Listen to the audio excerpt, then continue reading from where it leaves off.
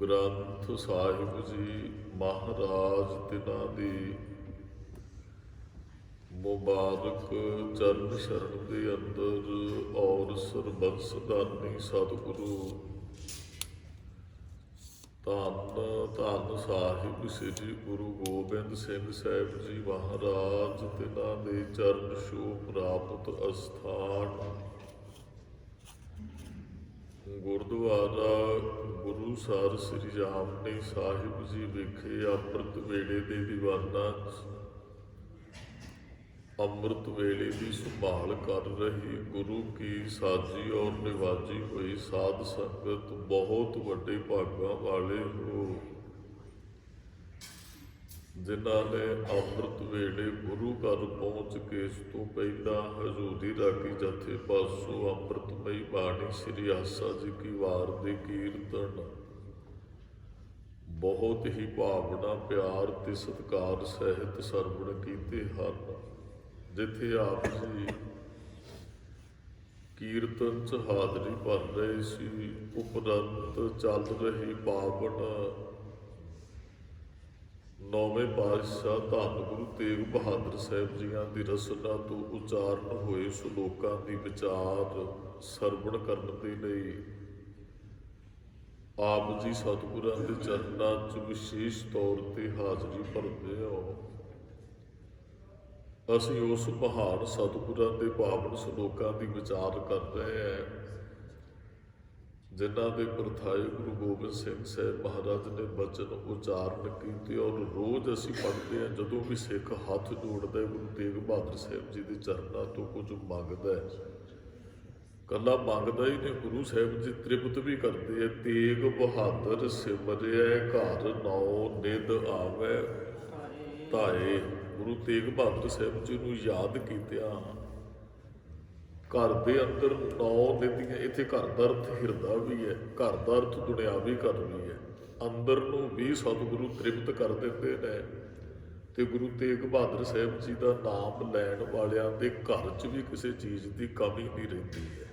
ਜਿਹੜੀ ਸ਼ਰਧਾ ਭਾਵਨਾ ਸਹਿਤ ਗੁਰੂ ਤੇਗ ਬਹਾਦਰ ਸਾਹਿਬ ਜੀ ਦੇ ਚਰਨਾਂ 'ਚ ਜੁੜਨਾ ਕਰਦੇ, ਐਸੇ ਮਹਾਨ ਸਤਿਗੁਰਾਂ ਦੀ ਰਸਨਾ ਤੋਂ ਉਚਾਰਨ ਹੋਇਆ ਪਾਵਨ ਸ਼ਲੋਕ ਜਿਹੜਾ ਆਪਾਂ ਨੇ ਹੁਣੇ ਪਾਠ ਰੂਪ 'ਚ ਸਰਵਣ ਕੀਤੇ। ਇਸ ਸ਼ਲੋਕ ਦੀ ਭਾਵਨ ਵਿਚਾਰ ਆਪਾਂ ਨੇ ਅੱਜ ਦੇ ਦੀਵਾਨਾਂ 'ਚ ਸਰਵਣ ਕਰਨੀ ਹੈ ਜੀ। ਵਿਚਾਰ ਆਰੰਭ ਕਰਨ ਤੋਂ ਪਹਿਲਾਂ ਗੁਰੂ ਚਰਨਾਂ 'ਚ ਹਾਜ਼ਰੀ ਲਵਾਈਏ, ਉਚਾਰਨ ਕਰੋ ਜੀ। ਵਾਹਿਗੁਰੂ ਜੀ ਕਾ ਖਾਲਸਾ, ਵਾਹਿਗੁਰੂ ਜੀ ਕੀ ਫਤਿਹ। ਸਤਨਾਮ ਵਾਹਿਗੁਰੂ ਸਾਹਿਬ ਜੀ। ਪੈ ਕਾਹੂ ਕਉ ਦੇਤ ਨਹਿ ਪੈ ਮਾਨਤ ਆਨ। ਬੜੇ ਪਿਆਰੇ ਬਚਨ ਨੇ। ਸਤਿਗੁਰੂ ਕਹਿੰਦੇ ਹੈ, ਅਸਲ ਦੇ ਅੰਦਰ ਨਾ ਇਹ ਪਹਿਲੀ ਪੰਕਤੀ ਦੇ ਅਰਥ ਤਾਂ ਹੋਣਗੇ ਜੇ ਅਸੀਂ ਦੂਸਰੀ ਪੰਕਤੀ ਨੂੰ ਸਮਝਾਂਗੇ। ਮਰਦ ਨੇ ਬਚਨ ਕਹੇ ਕਹੋ ਨਾਨਕ ਸੋਨ ਰੇ ਮਨਾ ਗਿਆਨੀ ਤਾਹੇ। ਬਖਾਣ ਦਾ ਅਰਥ ਬਖਿਆਣ ਕਹਿਣਾ। ਗੁਰੂ ਤੇਗ ਬਹਾਦਰ ਸਾਹਿਬ ਜੀ ਕਹਿੰਦੇ ਬੰਦੇ ਆਪਣੇ ਅੰਦਰ ਝਾਤ ਮਾਰ ਕੇ ਵੇਖ ਅਸਲੀ ਗਿਆਨੀ ਕੌਣ ਹੈ। ਗਿਆਨੀ ਕੌਣ ਹੈ? ਭੈ ਕਾਹੂ ਕੋ ਦੇਤ ਨਹਿ ਭੈ ਮਾਨਤ ਆਣ। ਉਹ ਗਿਆਨੀ ਹੈ ਜਿਹੜਾ ਕਿਸੇ ਨੂੰ ਡਰਾਉਂਦਾ ਨਹੀਂ ਹੈ ਤੇ ਜਿਹੜਾ ਕਿਸੇ ਤੋਂ ਡਰਦਾ ਵੀ ਨਹੀਂ ਹੈ। ਗੁਰਮੁਖੋ ਮੂਲ ਮੰਤਰ ਦੇ ਅੰਦਰ ਨਾ ਗੁਰੂ ਨਾਨਕ ਸਾਹਿਬ ਮਹਾਰਾਜ ਜੀ ਨੇ ਰੱਬ ਦੇ ਗੁਣਾਂ ਦੀ ਗੱਲ ਕੀਤੀ ਹੈ। ਉਹਦੇ ਵਿੱਚ ਦੋ ਵਿਸ਼ੇਸ਼ ਗੁਣ ਨੇ, ਨਿਰਭਉ ਤੇ ਨਿਰਵੈਰ। ਦੋ ਗੁਣ, ਨਿਰਭਉ ਨਿਰਵੈਰ। ਗਿਆਨੀ ਉਹ ਹੈ, ਮਹਾਰਾਜ ਕਹਿੰਦੇ ਆ ਜਿਹਦੀ ਅਵਸਥਾ ਇਹ ਬਣ ਚੁੱਕੀ ਹੈ, ਨਾ ਡਰਨਾ ਤੇ ਨਾ ਡਰਾਉਣਾ। ਹੁਣ ਡਰੇਗਾ ਕੌਣ? ਨਹੀਂ, ਜਿਹੜਾ ਰੱਬ ਦਾ ਡਰ ਰੱਖਦਾ ਹੈ। ਤੇ ਉਹ ਫਿਰ ਕਿਸੇ ਨੂੰ ਡਰਾਏਗਾ ਵੀ ਨਹੀਂ। ਆਸਾ ਦੀ ਵਾਰ 'ਚ ਨਾ ਅਸੀਂ ਬਚਨ ਪੜ੍ਹੇ ਵੀ ਆ ਜਿਹੜੀ ਅੱਗ ਹੈ, ਦਰਿਆ ਆ, ਸੂਰਜ ਹੈ, ਚੰਦਰਮਾ ਹੈ, ਸਾਰਾ ਕੁਝ ਉਹਦੇ ਭੈ ਦੇ ਅੰਦਰ ਹੈ। ਉਹਦੇ 'ਚ ਜਿਹੜੇ ਭੈ ਦੀ ਗੱਲ ਕੀਤੀ ਨਾ, ਉਹ ਭੈ ਜ਼ਾਲਮ ਬੰਦੇ ਵਾਲਾ ਨਹੀਂ ਹੈ। ਕਈ ਵਾਰੀ ਇਸ ਹੁੰਦਾ ਨਾ, ਜ਼ਾਲਮ ਬੰਦਾ ਹੁੰਦਾ ਤੇ ਉਹਦਾ ਡਰ ਮਨੁੱਖ ਰੱਖਦੇ, ਉਹੋ ਜਿਹਾ ਇਹ ਉਹ ਨਿਰਮਲ ਭਉ ਹੈ। ਜਿਹੜੇ ਚੰਦ, ਸੂਰਜ, ਧਰਤੀ, ਅੱਗ, ਰੱਬ ਨੇ ਭੈ ਵਿੱਚ ਪਵਨ ਵਹਿ ਸਦ ਵਾਉ ਭੈ ਵਿੱਚ ਚੱਲੇ ਲੱਖ ਤਰੀ, ਉਹ ਨਿਰਮਲ ਭਉ ਹੈ ਵੀ ਰੱਬ ਨੇ ਹੁਕਮ ਲਾ ਦਿੱਤਾ ਤੇ ਹੁਕਮ ਨੂੰ ਮੰਨਣਾ। ਉਹ ਰੱਬ ਉਹਨਾਂ ਨੂੰ ਡਰਾ ਨਹੀਂ ਰਿਹਾ ਵੀ ਤੁਸੀਂ ਚੜੋਗੇ ਨਹੀਂ ਤੇ ਆਹ ਨਹੀਂ ਕਰਾਂਗਾ, ਆਹ ਨਹੀਂ। ਸਿਰਫ ਰੱਬ ਨੇ ਕਿਹਾ ਤੇ ਉਹਦੇ ਭੈ 'ਚੋਂ ਆਪਣਾ ਜੀਵਨ ਜਿਉਣ ਰਿਹਾ ਹੈ। ਤੇ ਮਹਾਰਾਜ ਬਚਨ ਕਰਦੇ ਨੇ ਵੀ ਉਹ ਮਨੁੱਖ ਜਿਹੜਾ ਰੱਬ ਦੇ ਭੈ 'ਚ ਰਹਿੰਦਾ ਹੈ ਤੇ ਕਿਸੇ ਨੂੰ ਭੈ ਦਿੰਦਾ ਨਹੀਂ ਹੈ, ਉਹ ਕਿਸੇ ਤੋਂ ਡਰਦਾ ਨਹੀਂ, ਉਹ ਕਿਸੇ ਨੂੰ ਡਰਾਉਂਦਾ ਨਹੀਂ ਹੈ। ਉਹ ਕਿਸੇ ਤੋਂ ਡਰਦਾ ਨਹੀਂ ਹੈ, ਕਿਸੇ ਤੋਂ ਡਰਾਉਂਦਾ ਨਹੀਂ। ਉਹ ਨਿਰਭਉ ਹੈ, ਨਿਰਵੈਰ। ਉਹ ਨਿਰਵੈਰ ਇਸ ਕਰਕੇ ਉਹ ਕਿਸੇ ਨੂੰ ਡਰਾਉਂਦਾ ਨਹੀਂ ਹੈ। ਨਿਰਵੈਰ ਹੈ ਨਾ, ਨਿਰਵੈਰ, ਉਹਦਾ ਕਿਸੇ ਨਾਲ ਕੋਈ ਵੈਰ ਨਹੀਂ ਹੈ। ਡਰਾਏਗਾ ਮਨੁੱਖ ਉਸ ਨੂੰ ਜਿਹਦੇ ਨਾਲ ਉਹ ਵੈਰ ਰੱਖੇਗਾ। ਉਹ ਸ਼ੇਖ ਸੈਦੀ ਨੂੰ ਕਿਸੇ ਨੇ ਪੁੱਛਿਆ ਸੀ, ਕਹਿੰਦੇ ਜੀ ਤੁਹਾਨੂੰ ਡਰ ਕਿਹਦੇ ਤੋਂ ਲੱਗਦਾ ਹੈ? ਬੜਾ ਵਧੀਆ ਰਾਈਟਰ ਸੀ, ਬੜਾ ਉਹ ਸੁਰਤੀਆਂ ਉੱਚੀਆਂ ਉਡਾਰੀਆਂ ਮਾਰਦਾ ਹੈ, ਉਹਦੀ ਲਿਖਤ ਸਾਨੂੰ ਮਿਲਦੀ ਹੈ। ਉਹ ਕਹਿੰਦਾ ਜੀ ਮੈਂ ਉਹਦੇ ਤੋਂ ਡਰਦਾ ਜਿਹੜਾ ਮੇਰੇ ਤੋਂ ਡਰਦਾ ਹੈ। ਕਿਸੇ ਨੇ ਪੁੱਛਿਆ ਵੀ ਤੁਸੀਂ ਕਿਸੇ ਤੋਂ ਡਰਦੇ ਹੋ? ਕਹਿੰਦਾ ਮੈਂ ਉਹਦੇ ਤੋਂ ਡਰਦਾ ਜਿਹੜਾ ਮੇਰੇ ਤੋਂ ਡਰਦਾ। ਉਹ ਕਹਿੰਦੇ ਕਿਉਂ? ਉਹਨੇ ਜਿਹੜੇ ਅਗਲੇ ਬਚਨ ਕਿ ਉਹ ਕਹਿਣ ਲੱਗੇ ਅਸਲ ਵਿੱਚ ਮੈਨੂੰ ਖਤਰਾ ਹੀ ਉਹਦੇ ਤੋਂ ਜਿਹੜਾ ਮੇਰੇ ਤੋਂ ਡਰਦਾ, ਕਿਉਂਕਿ ਉਹ ਮੇਰੇ ਤੋਂ ਡਰ ਰਿਹਾ ਤੇ ਮੈਨੂੰ ਖਤਮ ਕਰਨ ਦਾ ਯਤਨ ਕਰੇਗਾ। ਜਿਹੜਾ ਮੇਰੇ ਤੋਂ ਡਰਦਾ ਨਹੀਂ ਹੈ ਉਹ ਮੈਨੂੰ ਮਾਰੇਗਾ ਵੀ, ਕਿਉਂ ਮੈਨੂੰ ਉਹਦੇ ਤੋਂ ਕੋਈ ਖਤਰਾ ਨਹੀਂ ਹੈ। ਤੇ ਦੂਸਰੇ ਬਚਨ ਉਹਨੇ ਕਹਿੰਦਾ ਮੈਂ ਰੱਬ ਤੋਂ ਡਰਦਾ ਹੈ। ਉਹਦੇ ਜਿਹੜੇ ਬੋਲ ਸਾਨੂੰ ਕਹਿੰਦਾ ਰੱਬ ਤੋਂ ਡਰਦਾ, ਮੈਂ ਕਿਸੇ ਨੂੰ ਡਰਾਉਂਦਾ ਨਹੀਂ ਹੈ। ਜੇ ਕਿਸੇ ਨੂੰ ਡਰਾਵਾਂਗਾ ਤੇ ਡਰਾਂਗਾ ਵੀ ਫਿਰ ਉਸੇ ਤੋਂ ਖਤਰਾ। ਅੱਜ ਤੁਸੀਂ ਵੇਖਿਓ ਜਦੋਂ ਸਿਕੰਦਰ ਬਾਦਸ਼ਾਹ ਦੀ ਗੱਲ ਕਰੀਏ, ਕਈ ਦੇਸ਼ ਉਹਨੇ ਜਿੱਤੇ ਤੇ ਰਾਤ ਨੂੰ ਉਹ ਪਹਿਰੇਦਾਰੀ ਕਰਕੇ ਸੌਂਦਾ ਹੁੰਦਾ ਸੀ ਵੀ ਇੰਨੇ ਬੰਦੇ ਉਹਦੇ ਪਾਸੇ। ਉਹ ਡਰਾਉਂਦਾ ਸੀ, ਕਹਿੰਦੇ ਸਾਰਿਆਂ ਨੂੰ ਜਿੱਤ ਲਿਆ, ਪਰ ਆਪ ਵੀ ਡਰਦਾ ਸੀ। ਡਰਦਾ ਕਿਹਨੂੰ ਸੀ? ਕਿ ਡਰਦਾ ਕਿਹਦੇ? ਤੁਸੀਂ ਜਿਹਨੂੰ ਜਿੱਤ ਚੁੱਕਾ ਹੈ, ਜਿਨ੍ਹਾਂ ਨੂੰ ਭੈ 'ਚ ਰੱਖ ਚੁੱਕਿਆ, ਜਿਨ੍ਹਾਂ ਨੂੰ ਡਰਾ ਚੁੱਕਿਆ, ਡਰ ਵੀ ਉਹਦੇ ਤੋਂ ਹੈ। ਤੇ ਇੱਥੇ ਜਿਹੜੇ ਪਿਆਰੇ ਬਚਨ ਨੇ, ਭੈ ਕਾਹੂ ਕੋ ਦੇਤ ਨੇ, ਅਸੀਂ ਕਿਸੇ ਨੂੰ ਭੈ ਦਿੰਦੇ ਨਹੀਂ ਹੈ। ਦਾਸ ਨੇ ਬੇਨਤੀ ਕੀਤੀ, ਨਿਰਭਉ ਤੇ ਨਿਰਵੈਰ ਦੋ ਬਹੁਤ ਵੱਡੇ ਗੁਣ ਨੇ ਰੱਬ ਦੇ ਅੰਦਰ। ਰੱਬ ਕਿਸੇ ਤੋਂ ਡਰਦਾ ਨਹੀਂ। ਇਸ ਵਿਸ਼ੇ ਤੇ ਦਾਸ ਨੇ ਬਹੁਤ ਵਾਰੀ ਗੱਲ ਕੀਤੀ। ਰੱਬ ਇਸ ਕਰਕੇ ਨਹੀਂ ਡਰਦਾ ਹੈ ਵੀ ਰੱਬ ਤੋਂ ਵੱਡਾ ਕੋਈ ਨਹੀਂ ਹੈ। ਨਾ ਉਹਦੀ ਕੋਈ ਮਾਂ, ਨਾ ਉਹਦਾ ਪਿਓ, ਨਾ ਭਰਾ, ਨਾ ਕੋਈ ਚਾਚਾ, ਨਾ ਤਾਇਆ, ਨਾ ਇਸ ਕਰਕੇ ਰੱਬ ਨਿਰਭੈ ਹੈ। ਉਹ ਕਿਸੇ ਤੋਂ ਨਹੀਂ ਡਰਦਾ, ਉਹਦੇ ਤੋਂ ਵੱਡਾ ਕੋਈ ਨਹੀਂ। ਅਸੀਂ, ਸਾਡਾ ਜਨਮ ਹੋਇਆ, ਮਾਂ ਪਿਓ ਦਾ ਸਾਨੂੰ ਡਰ ਰੱਖਣਾ ਚਾਹੀਦਾ। ਉਹਨਾਂ ਨੇ ਸਾਨੂੰ ਪੈਦਾ ਕੀਤਾ। ਰੱਬ ਦਾ ਮਾਂ ਪਿਓ ਹੁੰਦਾ, ਰੱਬ ਨੂੰ ਡਰ ਹੋਣਾ ਸੀ ਉਹਦਾ। ਇਹ ਤੇ ਮਹਾਰਾਜ ਨੇ ਬਚਨ ਕਹੇ, ਉਹ ਰਾਜਿਆਂ ਦਾ ਰਾਜਾ ਹੈ ਔਰ ਬੇਡਰ ਕੋ ਹਰ ਸਮਾਨ ਨਹੀਂ ਰਾਜਾ। ਰੱਬ ਵਰਗੀ ਤਾਕਤਵਰ ਕੋਈ ਨਹੀਂ ਨਾ, ਉਹ ਡਰੇ ਉਹਦੇ ਤੋਂ। ਜੇ ਉਹਦੇ ਤੋਂ ਕੋਈ ਤਾਕਤਵਰ ਹੋ ਰਿਹਾ, ਉਹਦੇ ਤੋਂ ਵੀ ਡਰੇ ਰੱਬ। ਜੇ ਕਿਸੇ ਨੂੰ ਡਰਾਉਂਦਾ ਹੋਵੇ ਤਾਂ ਦਾਸ ਨੇ ਜਿਹੜੀ ਬੇਨਤੀ ਕੀਤੀ ਇਹ ਡਰ ਸ਼ੇਖ ਸੈਦੀ ਕਹਿੰਦੇ ਉਹਦੇ ਤੋਂ ਲੱਗਦਾ ਜਿਹੜਾ ਮੇਰੇ ਤੋਂ ਡਰਿਆ ਹੋਇਆ।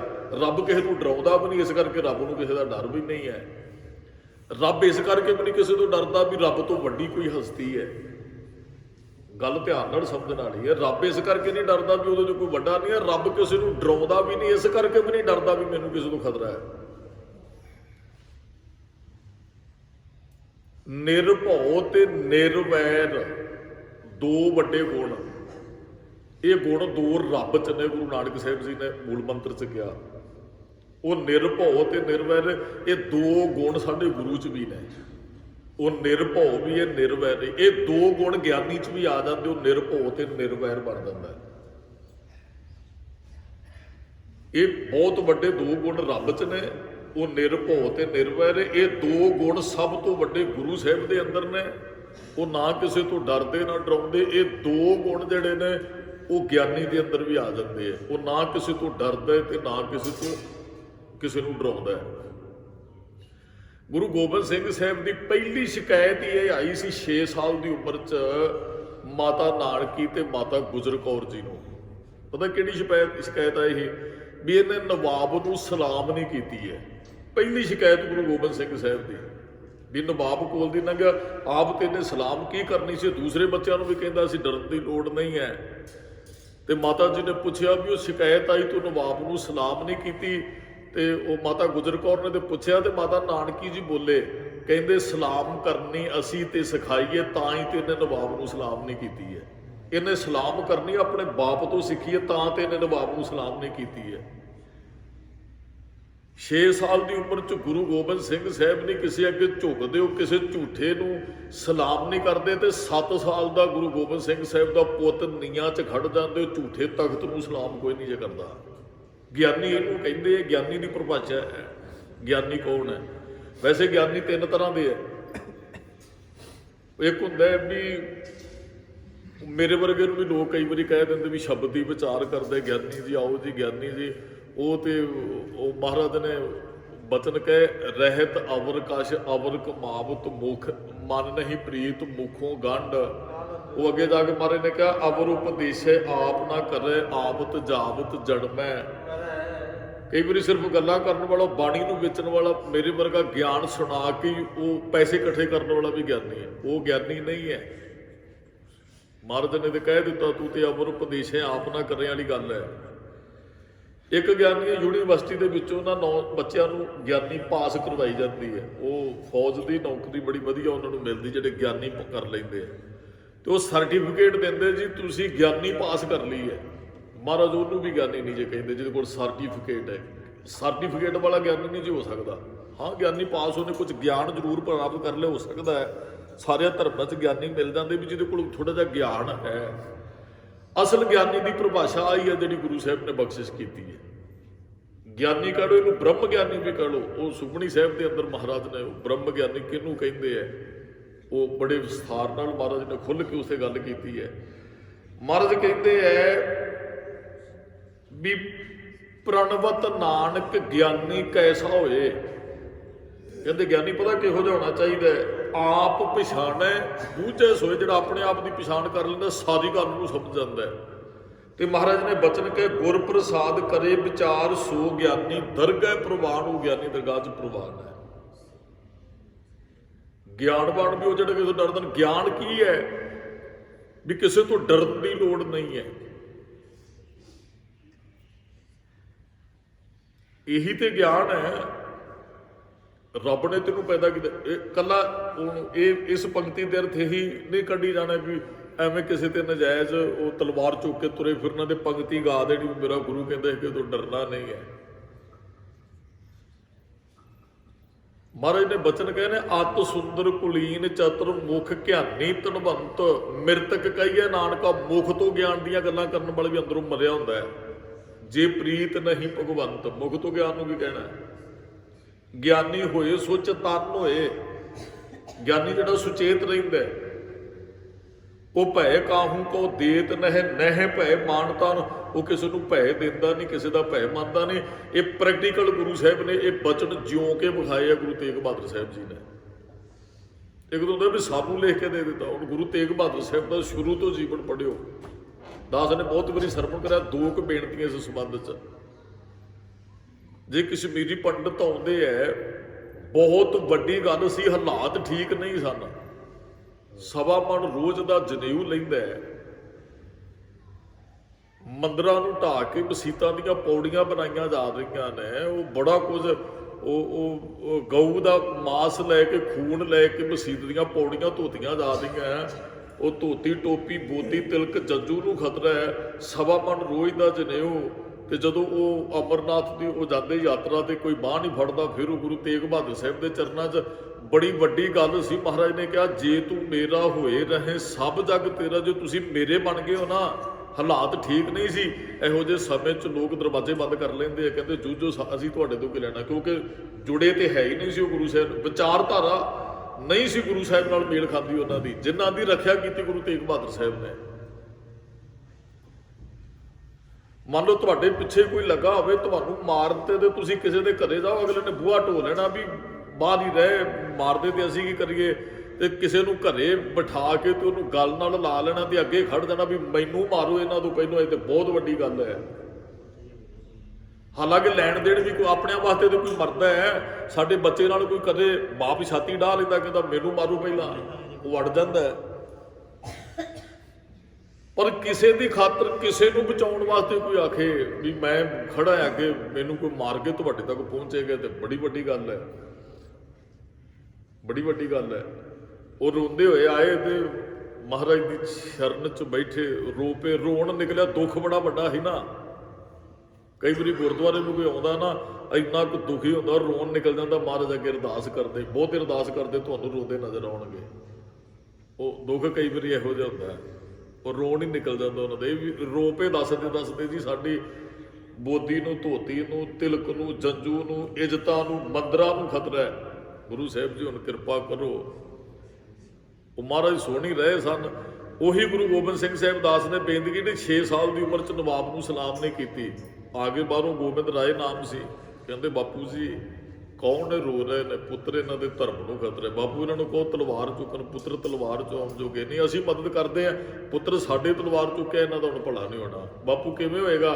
ਤੇ ਮਹਾਰਾਜ ਨੇ ਸੰਖੇਪ ਬੇਨਤੀ, ਮਹਾਰਾਜ ਨੇ ਕਿਹਾ ਵੀ ਹੁਣ ਇਹਨਾਂ ਦੀ ਗਵਾਹੀ ਭਰਨੀ ਪਏਗੀ ਕਿਸੇ ਨੂੰ। ਗਵਾਹੀ ਦਾ ਸ਼ਹਾਦਤ ਦਾ ਅਰਥ ਨਾ ਸ਼ਹੀਦੀ ਦਾ ਅਰਥ ਸਿੱਧਾ ਗਵਾਹੀ ਹੈ, ਇਹਦੇ ਅਰਥ ਪੜਿਓ। ਬਾਪੂ ਜੀ ਸਮਝ ਨਹੀਂ ਆਈ, ਪੁੱਤਰ ਕੱਟੜਤਾ ਦੀ ਅੱਗ ਲੱਗੀ ਹੈ, ਔਰੰਗਜ਼ੇਬ ਦੇ ਹਿਰਦੇ 'ਚ ਬਾਹਰ ਅੱਗ ਲੱਗੀ ਹੋਵੇ ਨਾ, ਪਾਣੀ ਪਾਇਆ ਬੁਝਦੀ ਹੈ। ਜਦੋਂ ਕਿਸੇ ਦੇ ਅੰਦਰ ਕੱਟੜਤਾ ਦੀ ਅੱਗ ਲੱਗ ਜਾਂਦੀ, ਉੱਥੇ ਫਿਰ ਖੂਨ ਦੇ ਛੱਟੇ ਮਾਰਨੇ ਪੈਂਦੇ ਆ। ਮਹਾਰਾਜ ਸਮਝ ਗਏ ਗੁਰੂ ਗੋਬਿੰਦ ਸਿੰਘ ਸਾਹਿਬ ਜੀ, ਪੁੱਤਰ ਕਿਸੇ ਨੂੰ ਸ਼ਹਾਦਤ ਦੇਣੀ ਪਏਗੀ ਇਹਨਾਂ ਦੇ ਧਰਮ ਨੂੰ ਬਚਾਉਣ ਵਾਸਤੇ। ਤੇ ਗੁਰੂ ਗੋਬਿੰਦ ਸਿੰਘ ਸਾਹਿਬ ਨੇ ਨੇਤਰ ਬੰਦ ਕਰਕੇ ਕਿਹਾ, ਬਾਪੂ ਫਿਰ ਤੁਹਾਡੇ ਤੋਂ ਬਗੈਰ ਕਿਸੇ ਨੇ ਨਹੀਂ ਜੀ ਇਹਨਾਂ ਦੀ ਬਾਂਹ ਪਕੜਨੀ। ਅਸੀਂ ਤੇ ਤਰਲੋਕੀ 'ਚ ਝਾਤ ਮਾਰ ਕੇ ਵੇਖ ਲਿਆ, ਤੁਹਾਡੇ ਵਰਗਾ ਪਰਉਪਕਾਰੀ ਕੋਈ ਦੂਸਰਾ ਨਹੀਂ ਹੋ ਸਕਦਾ। ਅਸੀਂ ਤੇ ਪਿਛਲੇ ਇਤਿਹਾਸ ਨੂੰ ਵੀ ਤੁਸੀਂ ਪੜ੍ਹਾਇਆ, ਬਾਬਰ ਨੂੰ ਜਾਬਰ ਤੇ ਗੁਰੂ ਨਾਨਕ ਸਾਹਿਬ ਹੀ ਕਹਿ ਸਕਦੇ ਆ। ਰਾਜੇ ਸ਼ੀ ਮੁਕੱਦਮ ਕੁੱਤੇ ਜਾਏ ਜਗਾਏ ਨ ਬੈਠੇ ਸੁੱਤੇ ਚਾਕਰ ਨਹਿੰਦਾ ਪਾਇਨ ਘਾਓ ਰਤ ਪਿੱਤ ਕੁੱਤਿਓ ਚੱਟ ਜਾਓ ਜਾਂ ਕੱਲ ਆਈ ਕੁੱਤੇ ਮੂੰਹੀ ਖਾਜ ਹੁਆ ਮੁਰਦਾਰ ਗੁਸਾਈ ਰਾਜੇ ਪਾਪ ਕਮਾਮ ਦੇ ਉਲਟੀ ਵਾੜ ਖੇਤ ਕੋ ਖਾਈ। ਇਹ ਤੇ ਗੁਰੂ ਹਰਗੋਬਿੰਦ ਸਾਹਿਬ ਵੀ ਹੋ ਸਕਦਾ ਜਿਹੜਾ ਸ਼ਾਹਜਹਾਨ ਨਾਲ ਮੱਥਾ ਲਾ ਲੇ। ਇਹ ਤੇ ਗੁਰੂ ਤੇਗ ਬਹਾਦਰ ਸਾਹਿਬ ਵੀ ਹੋ ਸਕਦਾ ਜਿਹੜਾ ਔਰੰਗਜ਼ੇਬ ਤੋਂ ਇਹਨਾਂ ਨੂੰ ਬਚਾ ਲੇ। ਮਹਾਰਾਜ ਤੁਸੀਂ ਬਖਸ਼ਿਸ਼ ਕਰੋ। ਤੇ ਗੁਰੂ ਸਾਹਿਬ ਨੇ ਫਿਰ ਉਹ ਬਚਨ ਕਹੇ, ਪੁੱਤਰ ਤੂੰ ਯਤੀਮ ਹੋ ਜਾਣਾ ਨਿੱਕਾ ਜਿਹਾ, ਹਾਲਾਤ ਠੀਕ ਨਹੀਂ ਇਹਨਾਂ ਨਾਲ, ਇਹ ਕੁਝ ਹੋ ਜਾ ਤੁਹਾਡੇ ਨਾਲ ਵੀ ਜੇ ਅਸੀਂ ਚਲੇ ਗਏ। ਤੇ ਗੁਰੂ ਗੋਬਿੰਦ ਸਿੰਘ ਸਾਹਿਬ ਨੇ ਕਿਹਾ ਸੀ, ਬਾਪੂ ਜੇ ਅੱਜ ਮੇਰੇ ਇਕੱਲੇ ਦੇ ਯਤੀਮ ਹੋਣ ਨਾਲ ਹਿੰਦੁਸਤਾਨ ਦੇ ਮੇਰੇ ਵਰਗੇ ਭਰਾ ਵੀਰ ਯਤੀਮ ਹੋਣ ਤੋਂ ਬਚ ਜਾਂਦੇ ਨੇ, ਮੈਂ ਕੁਰਬਾਨ ਕਰਦਾ ਯਤੀਮ ਹੋਣਾ।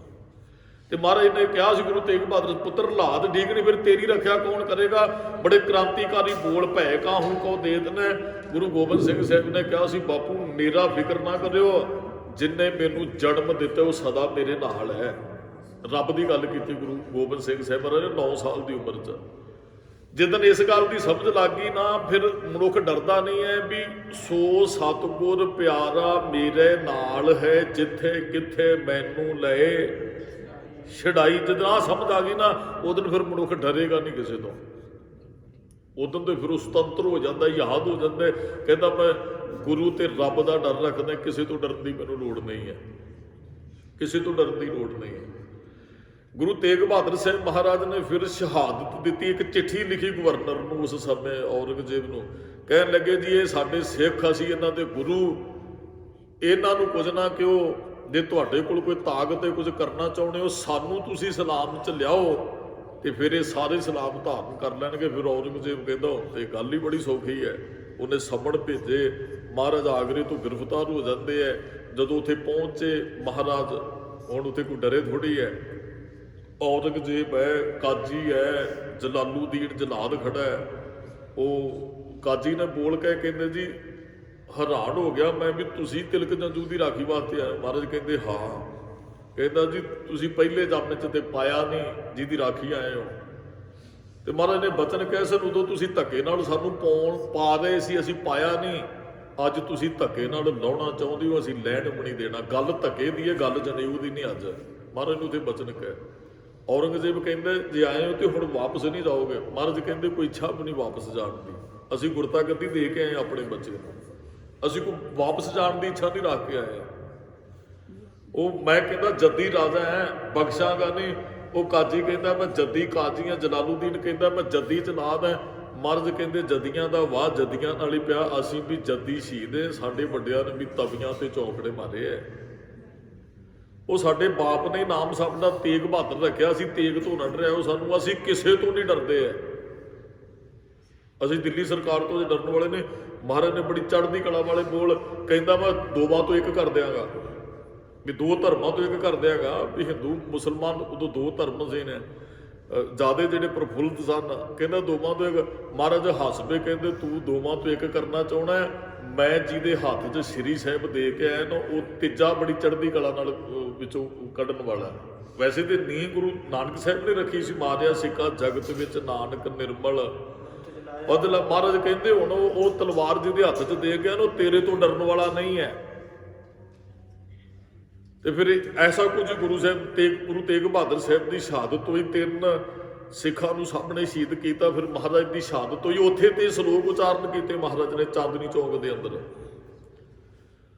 ਫਿਰ ਗੁਰੂ ਗੋਬਿੰਦ ਸਿੰਘ ਸਾਹਿਬ ਨਿਰਭਉ ਹੋ ਕੇ ਉਹ ਆਪਣਾ ਜੀਵਨ ਜਿਉਂਦੇ ਆ, ਸਾਰਾ ਜੀਵਨ। ਤੇ ਕਿਸੇ ਨੂੰ ਡਰਾਇਆ ਵੀ ਨਹੀਂ ਗੁਰੂ ਗੋਬਿੰਦ ਸਿੰਘ ਸਾਹਿਬ ਨੇ, ਵੀ ਐਵੇਂ ਕਿਸੇ ਤੇ ਹਮਲਾ ਕਰ ਦਿੱਤਾ ਹੋਵੇ ਵੀ ਇਹਨਾਂ ਨੂੰ ਅਧੀਨ ਕਰ ਲਓ, ਇਹਨਾਂ ਨੂੰ। ਮਹਾਰਾਜ ਕੋਈ ਰਾਜ ਸਥਾਪਿਤ ਕਰਨ ਥੋੜੀ ਆਏ ਸਨ, ਮਹਾਰਾਜ ਧਰਮ ਦਾ ਵਿਸਥਾਰ ਕਰਨ ਆਏ ਸਨ। ਮਹਾਰਾਜ ਨੇ ਹਰੇਕ ਨੂੰ ਆਪਣੇ ਕਲਾਵੇ 'ਚ ਲਿਆ। ਮਹਾਰਾਜ ਨੇ ਸ਼ੁਰੂਆਤ ਜਦੋਂ ਭੀਮ ਚੰਦ ਧੋਈ ਵੀ ਹਾਥੀ ਮੰਗਣ ਆ ਗਿਆ, ਇਹ ਤੋਂ ਸ਼ੁਰੂਆਤ ਹੁੰਦੀ ਹੈ। ਯੁੱਧ ਲੰਘਿਆ ਇੱਕ ਅਨੰਦਪੁਰ ਸਾਹਿਬ ਦਾ, 3 ਕੁ ਦਿਨ ਪਹਿਲਾਂ ਦਾਸ ਨੇ ਸ਼ਾਮ ਦੇ ਦੀਵਾਨਾਂ 'ਚ ਸਰਵਣ ਕਰਵਾਇਆ। 157 ਲੱਖ ਫੌਜ ਜਾਂ ਇਸ ਤੋਂ ਪਹਾੜੀਆਂ ਦੀ ਫੌਜ ਸੀ, ਉਹ ਵਜ਼ੀਰ ਖਾਂ ਸਰਹੰਦ ਤੋਂ ਚੜ੍ਹ ਕੇ ਆਇਆ। ਮਹਾਰਾਜ ਨੇ ਪ੍ਰਵਾਹ ਨਹੀਂ ਕੀਤੀ, ਖੀਰ ਨੂੰ ਇਹਨਾਂ ਨੂੰ ਵਾਪਸ ਮੁੜਨਾ ਪਿਆ। ਫਿਰ ਭੀਮ ਚੰਦ ਬੇਨਤੀ ਕਰਦਾ ਜੀ ਮੇਰੇ ਤੋਂ ਗਲਤੀ ਹੋ ਗਈ ਜੀ, ਹੁਣ ਮੈਂ ਤੁਹਾਡੇ ਚਰਨਾਂ ਨਾਲ ਜੁੜਨਾ ਚਾਹੁੰਦਾ। ਮਹਾਰਾਜ ਕਹਿੰਦੇ ਜੇ ਤੇ ਮੈਦਾਨ 'ਚ ਮਿਲਣਾ ਉੱਥੇ ਵੀ ਤੈਨੂੰ ਮਿਲਾਂਗੇ, ਜੇ ਨਿਮਰਤਾ ਲੈ ਕੇ ਆਉਣਾ ਚਾਹੁੰਦਾ ਤੇ ਅਸੀਂ ਕਲਾਵੇ 'ਚ ਲੈਣ ਲਈ ਵੀ ਤਿਆਰ ਹੈ। ਬਸ ਆਹ 2 ਗੱਲਾਂ ਆ, ਅਸੀਂ ਡਰਦੇ ਨਹੀਂ ਹਾਂ ਤੇਰੇ ਤੋਂ। ਜੇ ਨਿਮਰਤਾ ਨਾਲ ਆਏਗਾ ਅਸੀਂ ਗਲ ਵੀ ਲਾਵਾਂਗੇ, ਤੇ ਜੇ ਮੈਦਾਨੇ ਜੰਗ 'ਚ ਮਿਲਣਾ ਗੁਰੂ ਉੱਥੇ ਵੀ ਮਿਲਣ ਲਈ ਤਿਆਰ ਹੈ। ਮਹਾਰਾਜ ਕਹਿੰਦੇ ਭੈ ਕਾਹੂ ਕੋ ਦੇਤ ਨਹਿ ਭੈ ਮਾਨ ਤਾਨ। ਅਸੀਂ ਕਿਸੇ ਨੂੰ ਡਰਾਉਂਦੇ ਨਹੀਂ, ਅਸੀਂ ਕਿਸੇ ਤੋਂ ਡਰਦੇ ਵੀ ਨਹੀਂ ਹੈ। ਸਿਕੰਦਰ ਬਾਦਸ਼ਾਹ ਨਾਲ ਇੱਕ ਵਾਰੀ ਹਿੰਦੁਸਤਾਨ ਤੇ ਹਮਲਾ ਕਰਨ ਆ ਰਿਹਾ, ਸਾਹਮਣੇ ਇੱਕ ਫਕੀਰ ਬੈਠਾ ਹੈ, ਤੇ ਉਹ ਫਕੀਰ ਨੂੰ ਇਹਦੀ ਫੌਜ ਕੋਲੋਂ ਦੀ ਲੰਘ ਰਹੇ ਸੀ। ਉਹ ਫਕੀਰ ਦੇ ਕੋਲ ਆਣ ਕੇ ਖੜ ਗਏ। ਉਹ ਫਕੀਰ ਨੇ ਪੁੱਛ ਲਿਆ, ਕਹਿੰਦੇ ਕੌਣ ਹੈ ਇੰਨੀ ਵੱਡੀ ਵਹੀਰ ਘੱਤ ਕੇ ਕਿਤੇ ਜਾ ਰਹੇ ਹੋ? ਉਹਦੀ ਫੌਜ ਕਹਿੰਦੇ ਤੈਨੂੰ ਨਹੀਂ ਪਤਾ ਸਿਕੰਦਰ ਬਾਦਸ਼ਾਹ, ਸਲਾਮ ਕਰ ਇਹਨੂੰ ਫਕੀਰ ਨੂੰ ਕਹਿੰਦੇ। ਉਹ ਫਕੀਰ ਕਹਿੰਦਾ ਫਕੀਰ ਕਿਸੇ ਬੰਦੇ ਨੂੰ ਸਲਾਮ ਨਹੀਂ ਕਰਦਾ, ਅਸੀਂ ਤੇ ਰੱਬ ਅੱਗੇ ਝੁਕਣ ਵਾਲੇ ਆ। ਉਹ ਸਿਕੰਦਰ ਬਾਦਸ਼ਾਹ ਨੂੰ ਉਹਨਾਂ ਫੌਜੀਆਂ ਨੇ ਦੱਸਿਆ, ਕਹਿੰਦੇ ਜੀ ਉਹ ਸਲਾਮ ਨੇ। ਉਹ ਸਿਕੰਦਰ ਬਾਦਸ਼ਾਹ ਆਪ ਆ ਗਿਆ, ਕਹਿੰਦਾ ਤੈਨੂੰ ਪਤਾ ਨਹੀਂ ਮੈਂ ਕੌਣ ਹੈ? ਉਹ ਫਕੀਰ ਹੱਸ ਕੇ ਕਹਿੰਦਾ ਮੈਨੂੰ ਤੇ ਨਹੀਂ ਪਤਾ ਤੂੰ ਕੌਣ ਹੈ, ਦੱਸ ਦੇ ਤੂੰ ਕੌਣ ਹੈ। ਕਹਿੰਦਾ ਸਿਕੰਦਰ ਬਾਦਸ਼ਾਹ ਇੰਨੇ ਦੇਸ਼ ਜਿੱਤ ਚੁੱਕਿਆ, ਹੁਣ ਹਿੰਦੁਸਤਾਨ ਨੂੰ ਜਿੱਤਣ ਚੱਲਿਆ ਤੇ ਤੈਨੂੰ ਸਲਾਮ ਕਰਨੀ ਚਾਹੀਦੀ। ਉਹ ਕਹਿੰਦਾ ਮੈਂ ਨਹੀਂ ਕਿਸੇ ਸਿਕੰਦਰ ਨੂੰ ਸਲਾਮ ਕਰਦਾ। ਕਹਿੰਦਾ ਮੈਂ ਹਿੰਦੁਸਤਾਨ ਨੂੰ ਸਾਰੇ ਨੂੰ ਬੰਨ੍ਹ ਕੇ ਲੈ ਆਉਣਾ, ਲੁੱਟ ਕੇ ਲੈ ਜਾਂਦੇ ਸੀ ਬੰਨ੍ਹ ਕੇ। ਉਹ ਕਹਿੰਦਾ ਤੂੰ ਹਿੰਦੁਸਤਾਨ ਦਾ ਖਜ਼ਾਨਾ ਲੁੱਟ ਕੇ ਲਿਆ ਸਕਦਾ ਹੈ? ਤੂੰ ਉਹ ਵਿਚਾਰੀਆਂ ਅਬਲਾ ਇਸਤਰੀਆਂ ਨੂੰ ਬੰਨ੍ਹ ਕੇ ਲਿਆ ਸਕਦਾ ਹੈ? ਫਕੀਰ ਨਹੀਂ ਕਿਸੇ ਦੇ ਬੰਨਿਆ ਕਿਤੇ ਤੁਰਦੇ। ਕਹਿੰਦਾ ਮਾਰ ਸਕਦਾ, ਬੰਨ੍ਹ ਕੇ ਨਹੀਂ ਜਾਣਗੇ। ਉਹ ਚਲੋ ਉਹਨੇ ਉਹ ਫਕੀਰ ਨੂੰ ਛੱਡਿਆ, ਕਹਿੰਦਾ ਆਪਾਂ ਇਹਦੇ ਤੂੰ ਕੀ ਲੈਣਾ। ਤੇ ਉਹ ਕਹਿੰਦਾ ਕਿਸੇ ਫਕੀਰ ਨੂੰ ਨਹੀਂ ਤੂੰ ਬੰਨ੍ਹ ਕੇ ਲਿਜਾ ਸਕਦਾ। ਉਹਨੇ ਹਿੰਦੁਸਤਾਨ ਲੁੱਟਿਆ ਜੀ, ਉਹ ਲੈ ਕੇ ਨਿਕਲ ਗਿਆ ਤੇ ਸਾਹਮਣੇ ਕੋਈ ਹੋਰ ਫਕੀਰ ਮਿਲ ਗਿਆ। ਉਹ ਕਹਿੰਦਾ ਚਲੋ ਇਹਨੂੰ ਵੀ ਨਾਲ ਬੰਨ੍ਹ ਕੇ ਲੈ ਕੇ ਚਲੋ। ਫਕੀਰ ਨੂੰ ਵੀ ਉਹਨੇ ਕਿਹਾ ਸੀ ਨਾ ਦੂਸਰੇ ਫਕੀਰ ਨੇ ਵੀ ਤੂੰ ਕਿਸੇ ਫਕੀਰ ਨੂੰ ਨਹੀਂ ਬੰਨ੍ਹ ਕੇ ਲਿਜਾ ਸਕਦਾ, ਅਸੀਂ ਆਜ਼ਾਦ ਹੈ। ਉਹ ਕਹਿੰਦਾ ਇਸ ਫਕੀਰ ਨੂੰ ਬੰਨ੍ਹ ਕੇ ਲੈ ਕੇ ਚੱਲੋ। ਉਹ ਚਲਾ ਗਿਆ ਸਿਕੰਦਰ ਬਾਦਸ਼ਾਹ, ਕਹਿੰਦਾ ਉਹ ਵੀ ਨਹੀਂ ਝੁਕਿਆ। ਉਹ ਕਹਿੰਦਾ ਵੀ ਤੈਨੂੰ ਨਹੀਂ ਪਤਾ ਮੈਂ ਸਿਕੰਦਰ ਹਾਂ? ਉਹ ਕਹਿੰਦਾ ਮੈਂ ਤੇਰੇ ਤੋਂ ਕੀ ਲੈਣਾ ਵੀ ਤੂੰ ਸਿਕੰਦਰ ਹੈ। ਕਹਿੰਦਾ ਚੱਲ ਤੈਨੂੰ ਬੰਨ੍ਹ ਕੇ ਲਿਜਾਣਾ। ਉਹ ਕਹਿੰਦਾ ਬੰਨ੍ਹ ਕੇ ਨਹੀਂ ਤੂੰ ਮੈਨੂੰ ਲਿਜਾ ਸਕਦਾ। ਕਹਿੰਦਾ ਫਿਰ ਤੈਨੂੰ ਖਤਮ ਕਰਦਾ। ਕਹਿੰਦਾ ਇਹ ਕੰਮ ਤੂੰ ਕਰ ਸਕਦਾ, ਮੈਂ ਸਿਰ ਘਟਾ ਸਕਦਾ, ਤੇਰੇ ਨਾਲ ਬੰਨ੍ਹ ਕੇ ਨਹੀਂ ਤੂੰ ਮੈਨੂੰ ਲਿਜਾ ਸਕਦਾ। ਉਹ ਫਿਰ ਉਹ ਇੱਕ ਉਹਨੇ ਧਾਰਨ ਵੀ ਦਿੱਤੀ ਸੀ, ਉਹਦੇ ਕੋਲ ਕੋਈ ਖਪਰਾ ਸੀ, ਉਹਦੇ 'ਚ ਉਹਨੇ ਸਿਕੰਦਰ ਨੂੰ ਫਿਰ ਸਿੱਖਿਆ ਵੀ ਦਿੱਤੀ। ਕਹਿੰਦਾ ਜੇ ਕੁਝ ਹੈ ਹੀ ਤੇ ਦੇ ਸਾਨੂੰ। ਉਹਨੇ ਪਾਇਆ ਤੇ ਉਹ ਭਰਨ ਤੇ ਹੀ ਨਾ ਆਵੇ।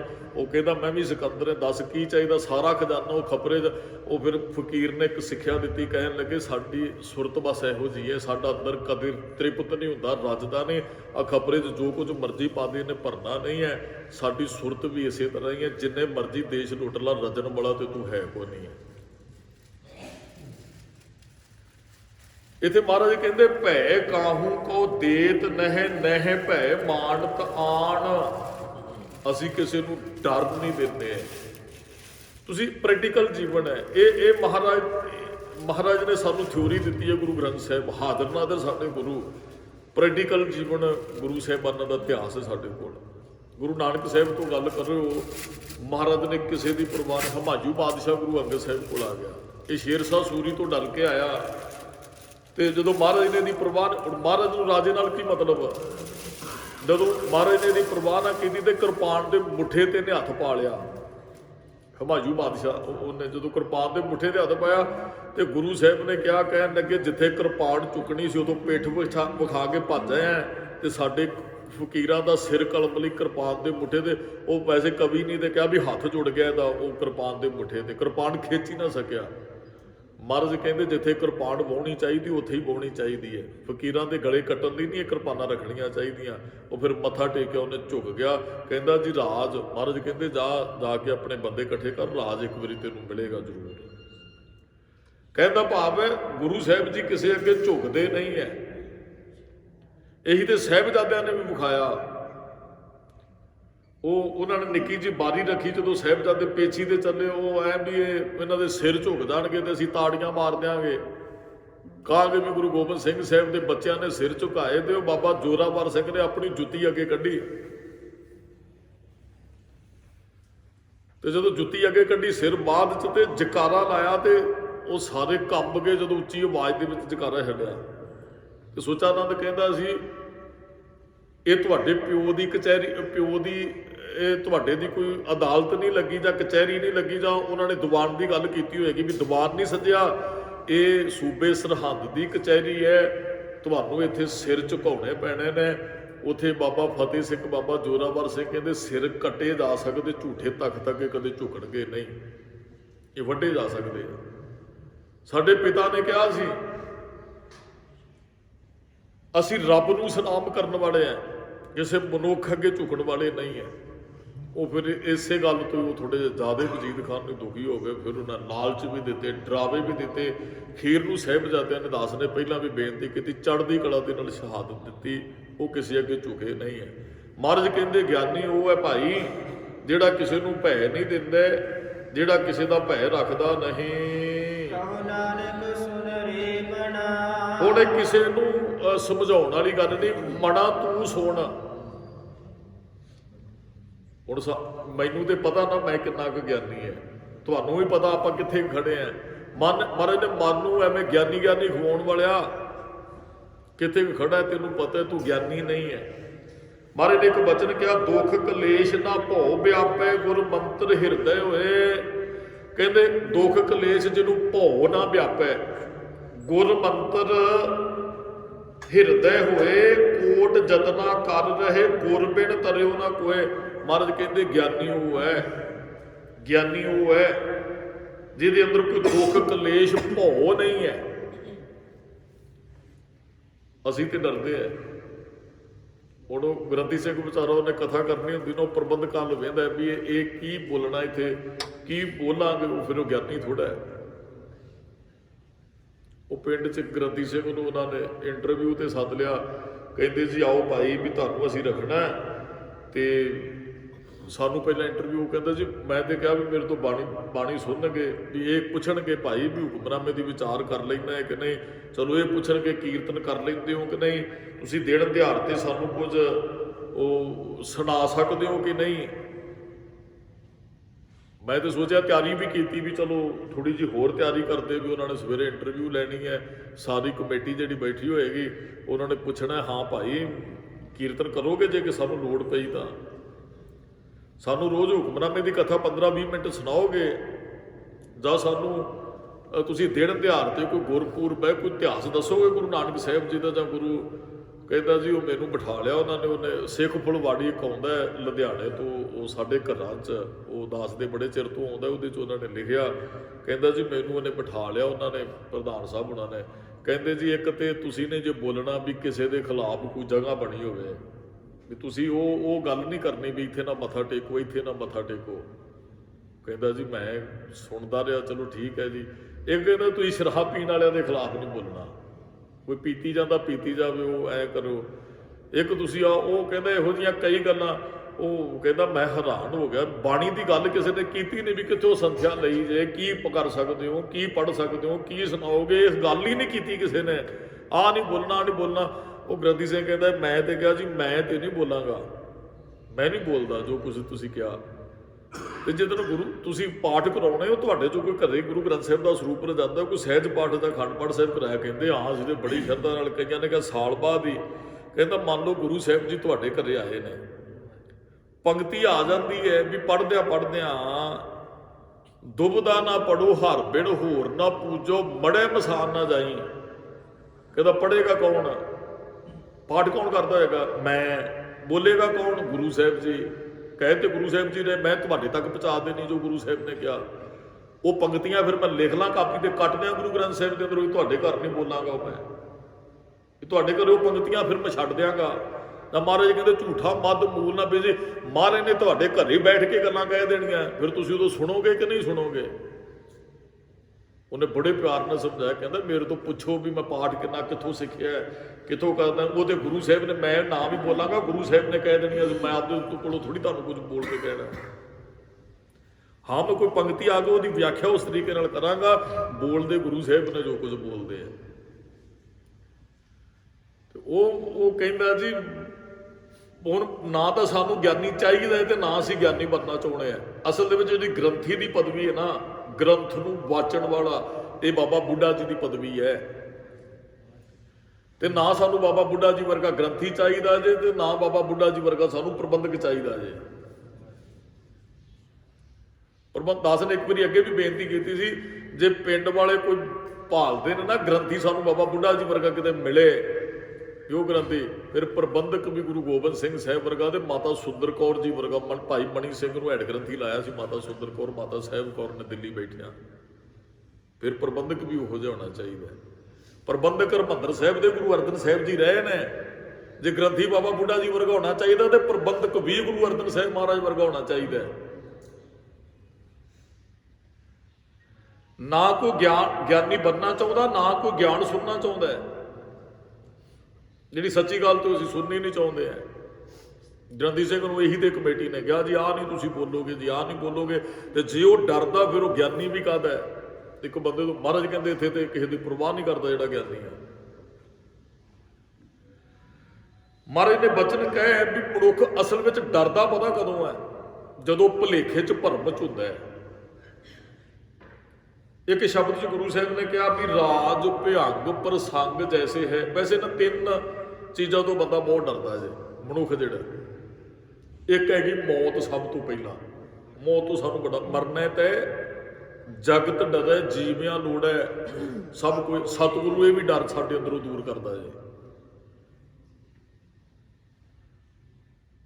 ਮਹਾਰਾਜ ਸਾਨੂੰ ਸਿਖਾਉਂਦੇ ਹੀ ਇਹ ਵੀ ਪਹਿਲਾਂ ਮਰਨ ਕਬੂਲ ਜੀਵਨ ਕੀ ਛੱਡ ਆਸ। ਮਰਨਾ ਕਬੂਲ ਕਰ। ਮੌਤ, ਉਹ ਮੌਤ ਤੋਂ ਨਹੀਂ ਡਰਦਾ ਜਿਹਨੇ ਗੁਰਬਾਣੀ ਨੂੰ ਜੀ ਲਿਆ। ਜਿਹੜਾ ਗਿਆਨੀ ਉਹ ਮੌਤ ਤੋਂ ਨਹੀਂ ਡਰਦਾ। ਉਹ ਕਈ ਗਿਆਨੀ ਨਾ ਅੰਤਮ ਅਰਦਾਸ ਤੇ ਕਥਾ ਕਰਨ ਵਾਲੇ, ਬੋਲਣ ਵਾਲੇ, ਉਹ ਬੜਾ ਡਰਾਉਂਦੇ ਨੇ। ਮੌਤ ਬੜਾ ਤੁਹਾਡੇ ਨਾਲ ਭਾਣਾ ਵਾਪਰ ਗਿਆ ਜੀ, ਐ ਨਹੀਂ ਸੀ ਉਹ ਬੈਠੇ, ਇਹ ਵਿਛੋੜਾ ਸਹਿਆ ਨਾ ਜਾਇਓ। ਉਹ ਸਗੋਂ ਮੌਤ ਤੋਂ ਡਰਾਉਂਦੇ, ਸਗੋਂ ਰਵਾਉਂਦੇ ਆ ਸਖਤ ਨੂੰ। ਜਿਹੜੀ ਅਸਲੀ ਗੱਲ ਨਹੀਂ ਦੱਸਣੀ ਵੀ ਸਾਡੇ ਮੁੰਡੇਰੇ ਨਿੱਕੀ ਨਿੱਕੀ ਉਮਰ 'ਚ ਗਏ, ਇਹ ਤੇ ਰੱਬ ਦਾ ਹੁਕਮ ਹੈ, ਸਾਨੂੰ ਜਾਣਾ ਪੈਣਾ। ਭਾਈ ਜਿਹੜਾ ਚਲਾ ਗਿਆ ਉਹਦੇ ਕੋਲ ਇੰਨਾ ਸਮਾਂ ਸੀ। ਸਾਨੂੰ ਇਤਿਹਾਸ ਤੋਂ ਗੁਰਬਾਣੀ ਦੀ ਤੇ ਸਿੱਖਿਆ ਇਹੀ ਹੈ ਨਾ। ਭਾਵੇਂ ਕੋਈ ਜਿੰਨੀ ਮਰਜ਼ੀ ਉਮਰ 'ਚ, ਨਿੱਕੀ ਨਿੱਕੀ ਉਮਰ ਦੇ ਸਾਡੇ ਸ਼ਹੀਦ ਹੋਏ ਆ। ਇਹਦੇ ਕੁੱਖ 'ਚ ਵੀ ਸ਼ਹੀਦ ਹੋਏ ਜੇ, ਉਹਨਾਂ ਦੀ ਗੱਲ ਅਸੀਂ ਕਿਉਂ ਨਹੀਂ ਕਰਦੇ। ਇੱਥੇ 1.25 ਮਹੀਨੇ ਦਾ ਵੀ ਸਾਡੀ ਕੌਮ 'ਚ ਸ਼ਹੀਦ ਹੋਇਆ ਹੈ। 3 ਸਾਲਾਂ ਦਾ ਵੀ ਸ਼ਹੀਦ ਹੋਇਆ ਹੈ। 7 ਸਾਲ ਦੇ ਨੀਆਂ 'ਚ ਖੜੇ ਨੇ। ਉਹਨਾਂ ਨੇ ਸਾਨੂੰ ਮੌਤ ਤੋਂ ਜਿੱਤਣ ਲਈ ਜੋ ਪ੍ਰੇਰਨਾ ਦਿੱਤੀ, ਇਤਿਹਾਸ ਰਚਿਆ ਜਾਂ ਗੁਰੂ ਗ੍ਰੰਥ ਸਾਹਿਬ ਦੇ ਅੰਦਰ ਗਿਆਨ ਦਿੱਤਾ, ਅਸੀਂ ਅੱਜ ਵੀ ਮੌਤ ਦੇ ਭੈ 'ਚ ਹੈ। ਦੂਸਰਾ ਕਰਮਾਂ ਦਾ ਡਰ ਹੈ ਵੀ ਮੈਂ ਕਰਮ ਇਹੋ ਜਿਹੇ ਕੀਤੇ, ਮਨੁੱਖ ਡਰਦਾ ਹੈ ਵੀ ਠੀਕ ਨਹੀਂ ਹੈ। ਤੀਸਰਾ ਜਮਾਂ ਦਾ ਡਰ ਹੈ। ਮਰਨ ਨੇ ਤਿੰਨੇ ਡਰ ਹੀ ਸਾਡੇ ਅੰਦਰੋਂ ਕੱਢੇ ਆ। ਕਹਿੰਦੇ ਸ਼ਰਨ ਚ ਆ, ਤੇਰੇ ਸਾਰੇ ਕਰਮ ਬੁਰੇ ਕੱਟੇ ਜਾਣਗੇ ਤੇ ਫਿਰ ਤੈਨੂੰ ਜਮਾਂ ਦਾ ਸਾਹਮਣਾ ਨਹੀਂ ਕਰਨਾ ਪਏ। ਤਿੰਨੇ ਡਰ ਗੁਰੂ ਸਾਹਿਬ ਜੀ ਅੰਦਰੋਂ ਕੱਢ ਦਿੰਦੇ ਆ। ਮਹਾਰਾਜ ਕਹਿੰਦੇ ਰਾਜ ਭਿਆਨਕ ਪ੍ਰਸੰਗ ਜੈਸੇ ਹੈ, ਆਬਕਸ਼ ਮਰਮ ਜਨਾਇਆ, ਆਬਕਸ਼ ਮਰਮ ਜਨਾਇਆ। ਉਹ ਪਤਾ ਕੀ ਹੋਇਆ ਵੀ ਡਰੇ ਕਦੋਂ? ਜਦੋਂ ਭਰਮ ਚ ਸਾਂ। ਭਰਮ ਕਿਵੇਂ ਪਿਆ? ਹਨੇਰੇ ਕਰਕੇ। ਉਹ ਹਨੇਰਾ ਸੀ, ਰੱਸੀ ਨੂੰ ਸੱਪ ਸਮਝ ਬੈਠੇ, ਹਾਏ ਸੱਪ ਹੈ, ਰੱਸੀ ਸੀ। ਹਨੇਰਾ ਸੀ ਤਾਂ ਡਰ ਗਏ, ਜਾਂ ਅਸੀਂ ਇਕੱਲੇਪਨ ਤੋਂ ਵੀ ਡਰਦੇ ਆ। ਘਰ ਹੈ ਨਾ ਸਾਡਾ, ਤੇ ਤੁਸੀਂ ਸਾਰਾ ਦਿਨ ਇਕੱਲਾ ਘਰੇ ਰਿਓ, ਜਦੋਂ ਹਨੇਰਾ ਹੋ ਗਿਆ ਤੁਹਾਨੂੰ ਇੱਕ ਇੱਕ ਇੱਟ ਤੋਂ ਵਾਕਫ ਹੁੰਦੇ ਹੋ ਤੁਸੀਂ। ਆਪਣੇ ਘਰ ਦੇ ਹੱਥ ਨਾਲ ਲਾਈਆਂ ਹੁੰਦੀਆਂ ਕਈ ਵਾਰੀ ਇੱਕ ਇੱਕ ਇੱਟਾਂ, ਉਹਨਾਂ ਇੱਟਾਂ ਤੋਂ ਫਿਰ ਡਰ ਲੱਗਦਾ। ਕਿਉਂ? ਅਕੇਲਾਪਣ ਹੈ। ਦੱਸ ਰਹੇ ਪਹਿਲਾਂ ਬੇਨਤੀ ਕਿ ਜਿੱਦਣ ਸਮਝ ਆ ਗਈ ਸੋ ਸਤਿਗੁਰ ਪਿਆਰਾ ਮੇਰੇ ਨਾਲ ਹੈ, ਉਦੋਂ ਡਰ ਵੀ ਖਤਮ ਹੋ ਜਾਏਗਾ। ਅਗਿਆਨਤਾ ਹੀ ਡਰ ਹੈ, ਹਨੇਰਾ ਡਰ ਹੈ। ਹਨੇਰਾ ਕੀ ਹੈ? ਅਗਿਆਨਤਾ। ਗਿਆਨ ਕੀ ਹੈ? ਰੌਸ਼ਨੀ। ਹਨੇਰੇ 'ਚ ਹੀ ਮਨੁੱਖ ਡਰਦਾ ਹੈ, ਰੌਸ਼ਨੀ ਹੋਏਗੀ ਮਨੁੱਖ ਡਰੇਗਾ ਨਹੀਂ। ਦਿਨੇ ਨਹੀਂ ਮਨੁੱਖ ਡਰਦਾ, ਰਾਤ ਨੂੰ ਕਿਉਂ ਡਰਦਾ ਹੈ? ਉਸੇ ਘਰ 'ਚ ਦਿਨੇ ਵੀ ਸਾਰਾ ਦਿਨ ਇਕੱਲਾ ਰਿਹਾ, ਦਿਨੇ ਨਹੀਂ ਡਰ ਲੱਗਾ, ਰਾਤ ਨੂੰ ਡਰ ਲੱਗਾ। ਰਾਤ ਨੂੰ ਹਨੇਰਾ ਸੀ ਨਾ। ਸੱਪ ਸਮਝ ਬੈਠੇ ਰੱਸੀ ਨੂੰ, ਆਹ ਡਰ ਹੈ ਅਗਿਆਨਤਾ ਕਰਕੇ। ਜਿੱਦਣ ਇਹ ਡਰ ਭਰਮ ਦੂਰ ਹੋ ਗਿਆ, ਉਦੋਂ ਡਰ ਵੀ ਦੂਰ ਹੋ ਜਾਏਗਾ। ਜਿੱਦਣ ਭਰਮ ਦੂਰ ਹੋ ਗਿਆ, ਭਰਮ ਹੀ ਡਰ ਹੈ। ਅਸੀਂ ਭਰਮ 'ਚ ਜੀਵਨ ਜਿਉਣੇ ਆ। ਤੇ ਮਹਾਰਾਜ ਨੇ ਕਿਹਾ ਕਹੋ ਨਾਨਕ ਸੁਣ ਰੇ ਮਨਾ, ਮਨਾ ਸੁਣ। ਇਹ ਮਨ ਨੂੰ ਸੰਬੋਧਨ ਹੈ। ਆਪਣੇ ਅੰਦਰ ਝਾਤ ਮਾਰ ਕੇ ਵੇਖ, ਤੂੰ ਗਿਆਨੀ ਹੈ ਕਿ ਨਹੀਂ, ਤੂੰ ਕਿੱਥੇ ਖੜਾ ਹੈ। ਤੇ ਗਿਆਨੀ ਜਿਹਨੂੰ ਕਹਿੰਦੇ ਗੁਰੂ ਤੇਗ ਬਹਾਦਰ ਸਾਹਿਬ ਜੀ ਦੇ ਬਚਨ ਸੁਣ। ਗਿਆਨੀ ਤਾਹੇ ਬਖਾਨ, ਗਿਆਨੀ ਉਹਨੂੰ ਸਮਝ ਭਾਈ ਭੈ ਕਾਹੂ ਕੋ ਦੇਤ ਨਹਿ, ਨਹਿ ਭੈ ਮਾਨ ਤਾਣ। ਉਹ ਕਿਸੇ ਨੂੰ ਡਰਾਉਂਦੇ ਨਹੀਂ ਹੈ, ਉਹ ਕਿਸੇ ਤੋਂ ਡਰਦੇ ਵੀ ਨੇ। ਇਹਦਾ ਅਰਥ ਸਿੱਧਾ ਇਹ ਨਹੀਂ ਵੀ ਤਲਵਾਰ ਚੁੱਕ ਕੇ ਕੋਈ ਬੰਦਾ ਤੁਰਿਆ ਫਿਰਦਾ ਜੀ, ਮੈਂ ਨਹੀਂ ਕਿਸੇ ਤੋਂ ਡਰਦਾ ਜੀ, ਮੈਂ ਕਿਹੜਾ ਕਿਸੇ ਨੂੰ ਡਰਾਉਣਾ। ਉਹ ਇਹਦੇ ਉਹ ਅਰਥ ਨਹੀਂ ਹੈ। ਇਹ ਉਹ ਤਲਵਾਰ ਵਾਲਾ ਬੰਦਾ ਹੈ, ਮੁਖ ਤੇ ਹਰ ਚਿਤ ਮੈਂ ਯੁੱਧ ਵਿਚਾਰਦਾ ਵੀ ਗੁਰੂ ਸਾਹਿਬ ਦਾ ਗਿਆਨ ਹੈ। ਮੈਂ ਨਾ ਮੌਤ ਤੋਂ ਡਰਦਾ, ਨਾ ਮੈਂ ਕਿਸੇ ਭਰਮ 'ਚ ਹੈ, ਮੈਂ ਤੇ ਰੌਸ਼ਨੀ 'ਚ ਜੀਵਨ ਜਿਉਣਾ। ਅਸਲੀਅਤ ਮੇਰੇ ਸਾਹਮਣੇ ਗੁਰੂ ਗ੍ਰੰਥ ਸਾਹਿਬ ਜੀ ਦੀ ਬਾਣੀ। ਆਪਾਂ ਨਹੀਂ ਭਾਈ ਕਿਸੇ ਦਾ ਸੁਰਖਰੂ ਹੋ ਕੇ ਜੀਵਨ ਜਿਉਣਾ। ਡਰਦਾ ਉਹ ਹੈ ਜਿਹੜਾ ਗੁਨਾਹ ਕਰਦਾ ਹੈ, ਜਿਹੜਾ ਗੁਨਾਹ ਨਹੀਂ ਕਰਦਾ ਉਹ ਡਰੇਗਾ ਵੀ ਕਿਉਂ? ਸਾਨੂੰ ਮੌਤ ਦਾ ਡਰ ਹੈ ਵੀ ਅਸੀਂ ਚੰਗੇ ਕਰਮ ਨਹੀਂ ਕੀਤੇ। ਮੌਤ ਤੋਂ ਡਰਦਾ ਹੀ ਨਹੀਂ, ਕਹਿੰਦਾ ਅਸੀਂ ਤੇ ਲੀਨ ਹੋਣਾ ਰੱਬ। ਉਹ ਕਹਿੰਦਾ ਮੌਤ ਤੇ ਮਾੜੀ ਨਹੀਂ, ਅਸੀਂ ਤੇ ਰੱਬ ਦੇ ਵਿੱਚ ਸਮਾ ਜਾਣਾ। ਮੌਤ ਮਾੜੀ ਨਹੀਂ ਹੈ, ਅਸੀਂ ਡਰੇ, ਸਾਡੇ ਕੋਲ ਗਿਆਨ ਨਹੀਂ ਹੈ। ਜਿਨ੍ਹਾਂ ਕੋਲ ਗਿਆਨ ਹੈ ਉਹ ਤੇ ਆਰੇ ਥੱਲੇ ਆਪ ਆਪਣਾ ਸਿਰ ਰੱਖਦੇ ਰਹੇ। ਉਹ ਕਹਿੰਦੇ ਉਹ ਆਰਾ ਸਿੱਧਾ ਹੀ ਚਲਾਇਓ। ਭਾਈ ਮਤੀ ਦਾਸ ਨੂੰ ਕਹਿੰਦੇ ਜੇ ਟੇਢਾ ਵੀ ਹੋ ਜਾਏਗਾ ਫਿਰ ਕੀ, ਮਾਰਨਾ ਹੀ ਤੈਨੂੰ। ਕਹਿੰਦਾ ਨਹੀਂ ਜੀ, ਇਤਿਹਾਸ ਗਲਤੀ ਤੁਹਾਡੀ ਹੋਣੀ ਹੈ ਤੇ ਇਤਿਹਾਸ ਸਾਡਾ ਵਿਗੜਨਾ ਹੈ। ਭਾਈ ਮਤੀ ਦਾਸ ਦੇ ਬੋਲ ਸਨ।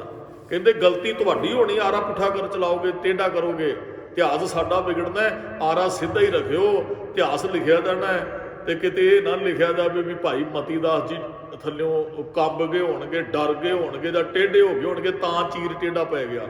ਉਹ ਤੇ ਸਿਰ, ਕਿਉਂਕਿ ਗਿਆਨ ਆ ਗਿਆ ਨਾ ਵੀ ਮਰਨਾ ਤੇ ਇੱਕ ਦਿਨ ਹੈ। ਬਸ ਆਹੀ ਗਿਆਨ ਹੈ ਵੀ ਮਰਨਾ ਤੇ ਇੱਕ ਦਿਨ ਹੈ ਹੀ ਹੈ। ਜਿਹੜਾ ਇਸ ਚੀਜ਼ ਤੇ ਵਿਚਾਰ ਕਰ ਲੈਂਦਾ ਡਰਦਾ ਉਹ ਹੀ ਨਹੀਂ ਜੇ ਕਿਸੇ ਤੋਂ। ਉਹ ਫਿਰ ਵੱਡਿਆਂ ਵੱਡਿਆਂ ਨਾਲ ਹੀ ਮੱਥੇ ਲਾ ਲੈਂਦਾ, ਕਹਿੰਦਾ ਮਾਰੋ, ਮਰਨਾ ਤੇ ਇੱਕ ਦਿਨ ਹੈ ਹੀ ਹੈ। ਉਹ ਫਿਰ ਕੌਮ ਦੇ ਅੰਦਰ ਉਹ ਇਹੋ ਜਿਹਾ ਜਜ਼ਬਾ ਉਹ ਗੁਰੂ ਤੋਂ ਉਹਦੇ ਅੰਦਰ ਭਰਿਆ ਜਾਂਦਾ, ਉਹ ਕੌਮ ਦੇ ਅੰਦਰ ਵੱਡੀ ਸ਼ਹਾਦਤ ਦੇ ਕੇ ਜਾਂਦਾ ਹੈ। ਸਾਡੇ ਬਹੁਤ ਨਿੱਕੇ ਨਿੱਕੇ ਚਰਖੜੀਆਂ ਤੇ ਚੜੇ ਗਏ, ਰੋਜ਼ ਆਰਿਆਂ ਨਾਲ ਚਿਰੇ ਗਏ, ਅਰਦਾਸ 'ਚ ਅਸੀਂ ਜਿਨ੍ਹਾਂ ਨੂੰ ਯਾਦ ਕਰਦੇ ਆ। ਗਿਆਨ ਹੈ ਵੀ ਮੌਤ ਤੋਂ ਜਿੱਤ ਕੇ ਵੀ ਇੱਕ ਦਿਨ ਮੌਤ ਤੇ ਆਉਣੀ ਹੈ। ਮੌਤ ਦਾ ਡਰ ਉਹੀ ਬੰਦਾ ਸਭ ਤੋਂ ਤਾਕਤਵਰ ਹੈ ਜਿਹਦੇ ਅੰਦਰੋਂ ਮੌਤ ਦਾ ਡਰ ਲੱਥ ਜਾਂਦਾ ਹੈ। ਮੌਤ ਦਾ ਭੈ ਗੁਰੂ ਦੂਰ ਕਰ ਦਿੰਦਾ ਹੈ। ਗਿਆਨੀ ਇਹੀ ਹੈ ਜਿਹਦੇ ਕੋਲ ਗਿਆਨ ਹੈ, ਉਹ ਫਿਰ ਨਾ ਕਿਸੇ ਤੋਂ ਡਰਦਾ, ਨਾ ਕਿਸੇ ਨੂੰ ਡਰਾਉਂਦਾ। ਇਹ ਗਿਆਨੀ ਦੀ ਵਿਆਖਿਆ ਗੁਰੂ ਸਾਹਿਬ ਨੇ ਬਖਸ਼ ਕੀਤੀ। ਭੁੱਲਾਂ ਚੁੱਕਾਂ ਦੀ ਖਿਮਾ ਜੀ।